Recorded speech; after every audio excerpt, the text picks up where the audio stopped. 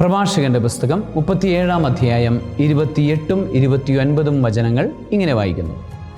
എല്ലാവർക്കും എല്ലാം നല്ലതല്ല, എല്ലാവരും എല്ലാം ആസ്വദിക്കുന്നുമില്ല. ആഡംബരത്തിൽ അതിര് കവിഞ്ഞ അഭിനിവേശം അരുത്.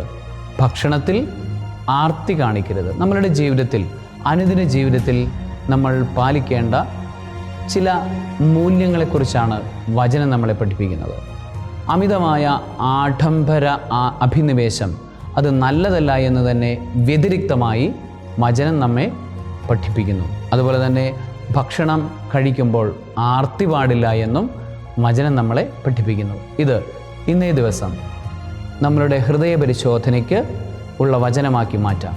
നമ്മളുടെ അനുദിന ജീവിതത്തിൽ ആഡംബരത്തോടുള്ള അഭിനിവേശമുണ്ടോ എന്നൊരു ചോദ്യം. അതോടൊപ്പം തന്നെ ഭക്ഷണ കാര്യങ്ങളിൽ നമ്മൾ ക്രമം പാലിക്കുന്നുണ്ടോ എന്നൊരു ചോദ്യം. സർവശക്തനായ ദൈവം, പിതാവും പുത്രനും പരിശുദ്ധാത്മാവും നല്ല ശീലങ്ങൾ കൊണ്ട് നിങ്ങളെ സമൃദ്ധമായി അനുഗ്രഹിക്കുമാറാകട്ടെ. ആമേൻ.